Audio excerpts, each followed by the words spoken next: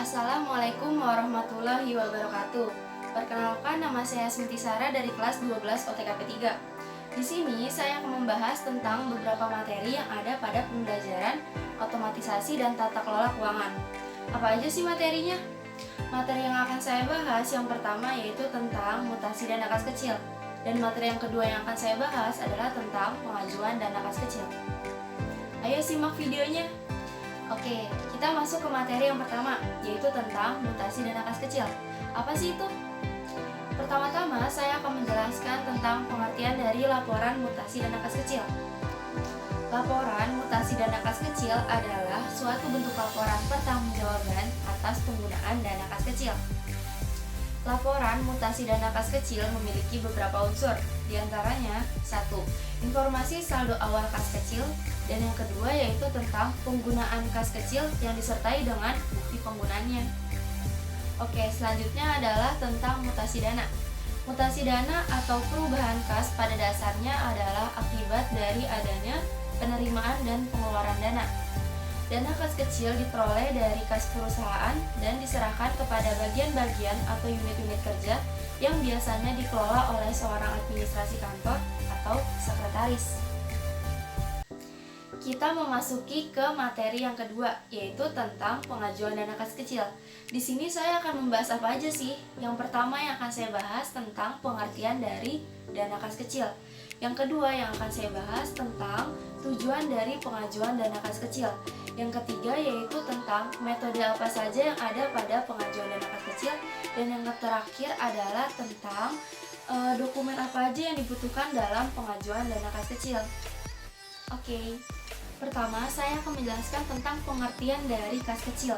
Kas kecil atau petty cash adalah sejumlah dana yang dibentuk secara khusus untuk pengeluaran yang bersifat rutin dan relatif kecil jumlahnya, seperti dana entertain klien atau rekan kerja pimpinan, dana konsumsi untuk kepentingan rapat, dan lain sebagainya. Oke, selanjutnya adalah tentang tujuan dari kas kecil. Ada beberapa tujuan dari kas kecil, diantaranya adalah 1. Menangani masalah perlengkapan atau pembekalan kantor yang dialami suatu bagian di kantor. Yang kedua yaitu menghindari cara pembayaran yang kurang ekonomis juga tidak praktis atas pengeluaran yang jumlahnya relatif kecil dan juga mendadak. Yang ketiga, mempercepat aktivitas atasan yang menggunakan dana secara mendadak dan juga belum terencana sebelumnya. Oke, berikutnya adalah tentang metode dari pengelolaan kas kecil. Metode ini mencakup tahapan-tahapan pengelolaan dalam penggunaan dana yang ada, sehingga ketika laporan penggunaan kas kecil diminta oleh pihak-pihak yang terkait, dapat ditunjukkan dengan segera dan lengkap tanpa adanya kesalahan. Metode pencatatan kas kecil terbagi menjadi 2, berikut penjelasannya.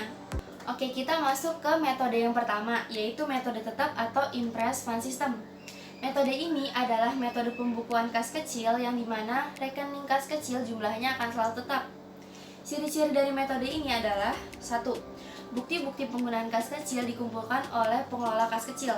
Ciri yang kedua yaitu pengisian dana kas kecil dilakukan dengan penarikan cek yang sama jumlahnya dengan dana kas kecil yang telah digunakan, sehingga jumlah dana kas kecil kembali kepada jumlah yang telah ditetapkan semula. Selanjutnya adalah langkah-langkah dalam metode tetap. Yang pertama, pembentukan kas kecil, di mana pemegang kas kecil diberi sejumlah uang tunai yang nantinya digunakan untuk pembayaran atas pengeluaran yang diharapkan bisa memenuhi kebutuhan dalam waktu tertentu.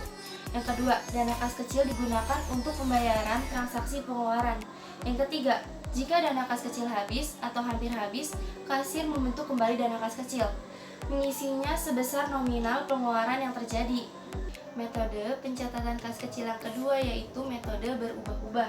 Metode ini adalah suatu metode pengisian dan pengendalian kas kecil di mana jumlah nominalnya akan selalu berubah-ubah sesuai dengan kebutuhan.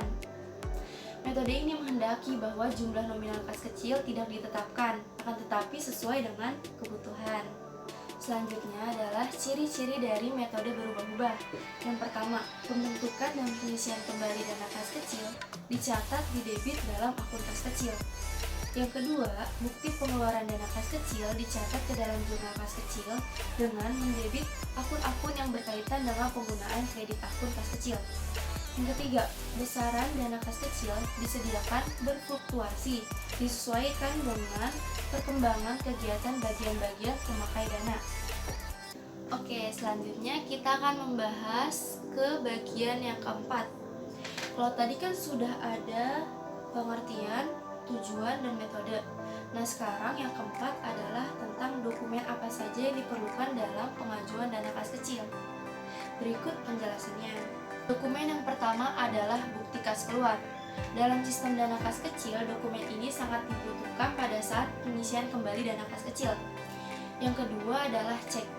Cek adalah dokumen yang dipakai untuk memerintahkan bank mengeluarkan sejumlah uang kepada orang atau badan yang namanya tercantum pada cek atau pembawa cek. Dokumen yang ketiga yaitu dokumen permintaan pengeluaran dana kas kecil. Dokumen ini biasanya dipakai oleh pengguna dana kas kecil untuk meminta sejumlah uang kepada pemegang dana kas kecil. Bagi pemegang dana kas kecil, dokumen ini berguna untuk sebagai bukti pengeluaran dana kas kecil. Dokumen ini disimpan oleh pemegang dana kas kecil menurut nama pengeluaran dana kas kecil. Dokumen yang keempat yaitu bukti pengeluaran dana kas kecil. Dokumen ini dibuat oleh pengguna dana kas kecil sebagai pertanggungjawaban penggunaan dana kas kecil. Dokumen ini dilampiri beberapa bukti-bukti pengeluaran kas kecil dan diserahkan oleh pengguna dana kas kecil kepada pemegang dana kas kecil. Dokumen yang terakhir adalah dokumen permintaan pengisian kembali dana kas kecil. Dokumen ini dibuat oleh pemegang dana kas kecil untuk diberikan kepada bagian hutang agar dibuatkan bukti kas keluar untuk pengisian kembali dana kas kecil. Berikut ini adalah format pengajuan dana kas kecil. Dana kas kecil dalam sebuah perusahaan bersifat opsional, yang artinya boleh dilakukan dan juga boleh tidak, tergantung kebutuhan perusahaannya. Yang terpenting adalah pencatatan keuangan perusahaan yang tepat. Selanjutnya, di sebelah kiri saya ada bukti kas keluar, dan di sebelah kanan saya ada bukti kas masuk. Dan yang terakhir ada format pengisian kembali dana kas kecil. Sekian penjelasan dari saya tentang beberapa materi yang ada dalam pembelajaran otomatisasi tata kelola keuangan, yaitu berupa mutasi dana kas kecil dan pengajuan dana kas kecil. Terima kasih sudah menonton, sampai jumpa kembali. Wassalamualaikum warahmatullahi wabarakatuh.